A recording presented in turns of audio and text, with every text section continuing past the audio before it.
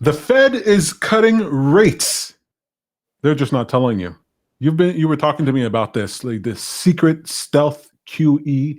What the F is going on there? I said F. Watch my language there, pardon my French, but what the F? Yeah, so let's remember here that, let's start the new segment.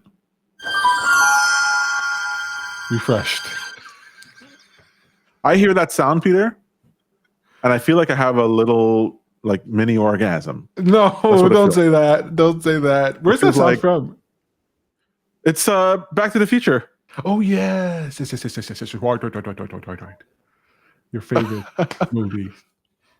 Yeah, so the Fed, we know what their mandate is: stable prices, full employment, which is crazy because those two things are opposite to each other, but whatever.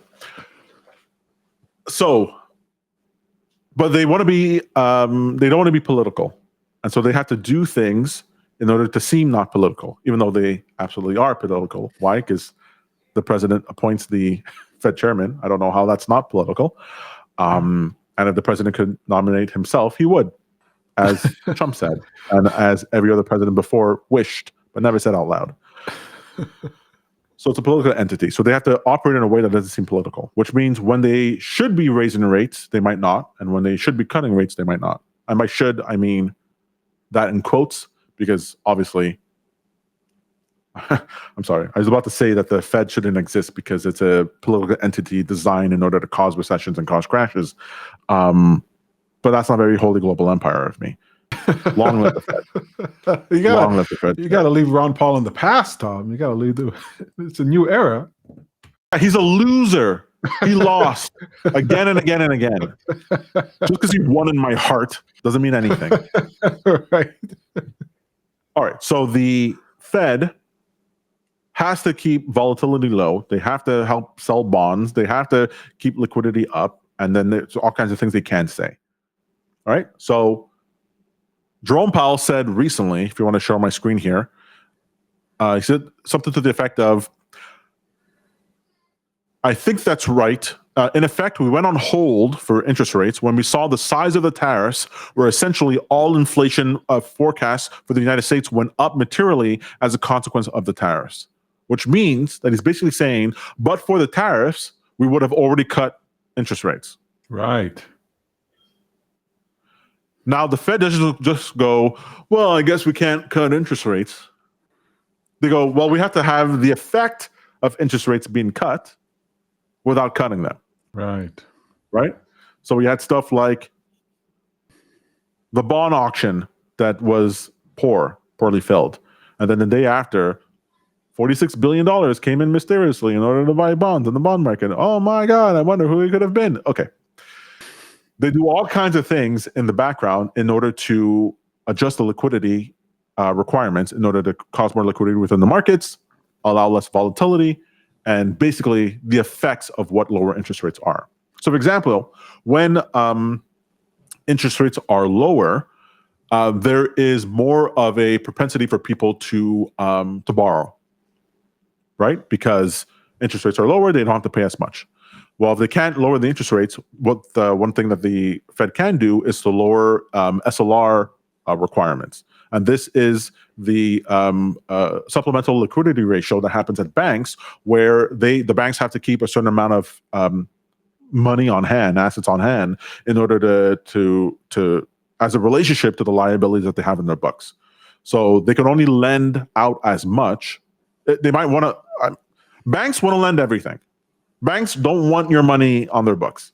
They're not interested, right? That's a liability on their part. To you, you're saving. They have to keep it and make sure that it stays safe so they can have it. They want to be able to lend out as much as possible. If they could lend out 100%, they would lend out 100% so that they make money on all the money that's deposited. So we understand that.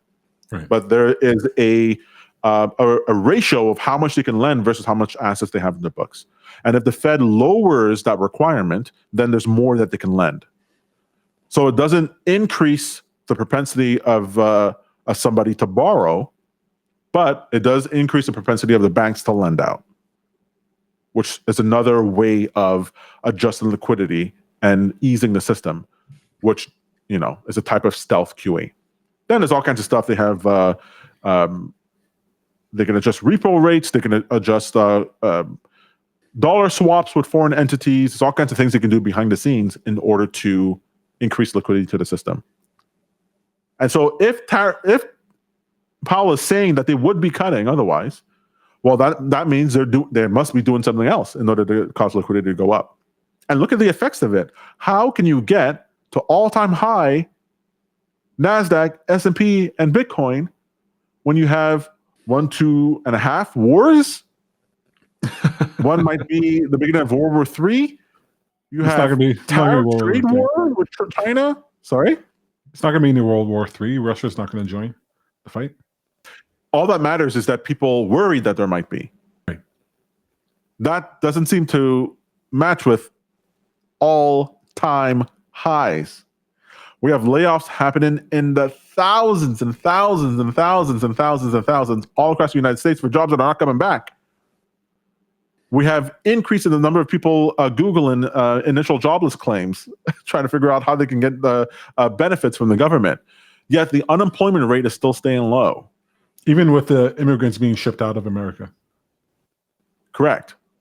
So things are happening behind the scenes that are actually adding liquidity to systems to make it seem like things are better than they are, which means we are in a recessionary, or it suggests that we are in a recessionary situation, and that the Fed is easing. The Fed is easing in order to help the situation. So that means it'll continue until it gets worse, and then when it really gets bad, to the point where they can't do it secretly anymore, what do you think is going to happen after that? And they'll do it publicly. They're going to cut rates publicly. Then they could really lay in. Could go, whoa, we haven't done anything. Now let's really add liquidity. How about we just buy Bitcoin? They're buying stocks and bonds and high yield debt and all that. Yeah, just buy Bitcoin and help pump our bags even more. So where does Bitcoin go after that? Once they cut rates, now initially there's a drop.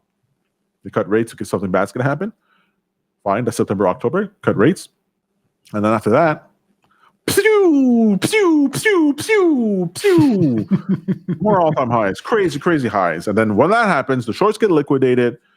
People go, why, I better be long. And then you have long calls and the whole thing. And you have this whole process where we go to what's called rarefied air.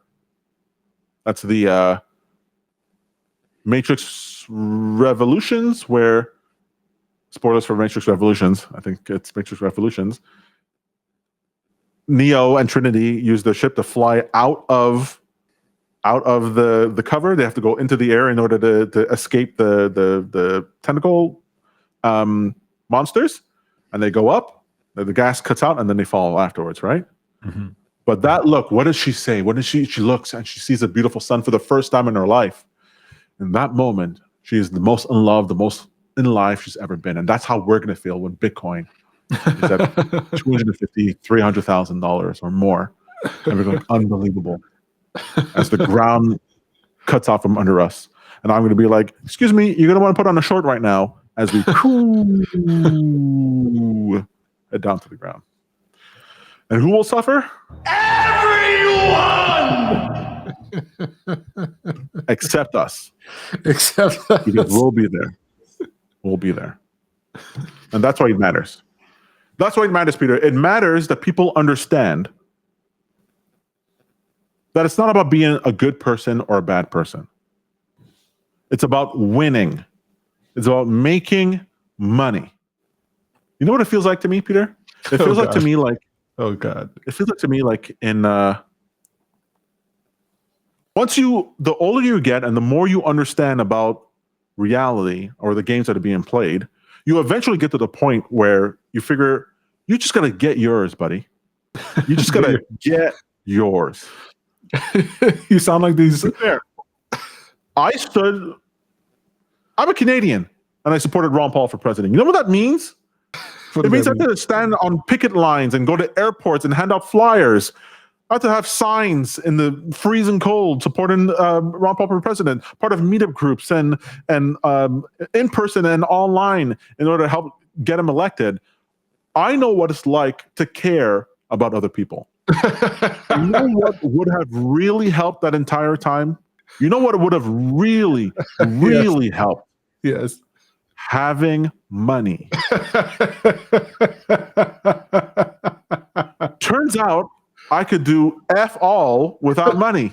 It didn't matter how much I was trying to help or pick it or preach to other people. All that mattered was that. So get your money and then make the changes you want in the world. Look, I'm going to defend. We wouldn't have Charles Hoskinson if it wasn't for Ron Paul. Yeah, Charles Hoskinson isn't making homemade candles on his bison farm. No, what he did was first become a billionaire, then create a new financial system. What I'm talking about is that step 2 change. Step 1 billionaire, step 2 change. Ron Paul influenced the culture, and he influenced myriad people, not a myriad, just myriad people. That's the right way to say it. Get it right. In order to influence the world. And, you know, you're sitting up here pretty talking about making money. That's the only thing that matters. You got to do that first before anything else. I think ethically, the mindset of the culture, the zeitgeist, is arguably more important than money, because you can get that money, you can lose that money without principles. There, I said it. Has incurred the sentence of excommunication. Money is stored energy across time, but even aside from that, because what you said is absolutely ridiculous and doesn't make any sense whatsoever.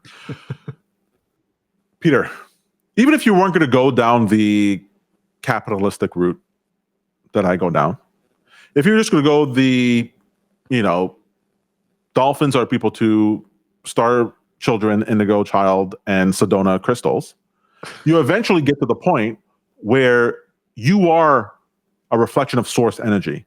You are an aspect, a facet, a scintillating refraction of all that is. Pretending to be little old Peter there, little old bad guru, right? You're just pretending. You're in this fantasy that you've created, which means all that really matters is that you do what's interesting to you. And what happens is that people get so caught up in what's right and wrong because You don't know you're dreaming. because they don't know they're dreaming. If you knew that this was a dream, would you be sitting around going, I gotta make long-term plans? No. You do what you need to do now. You fly, you enjoy yourself. Disavow. You take advantage of stuff because it's just a dream. Because you don't know you're dreaming. You don't know you're dreaming. Wake up. You're waiting for a train. Okay, Exactly. It feels good being a billionaire in a dream or in real life. I know that for a fact. It feels just as good. Okay. Look, I'm not against making money. It's just, you know, you made it seem like it's the beyond and end all. Because you don't know you're dreaming. Okay.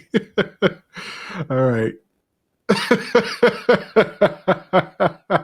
Gotta make that money. Gotta make that money.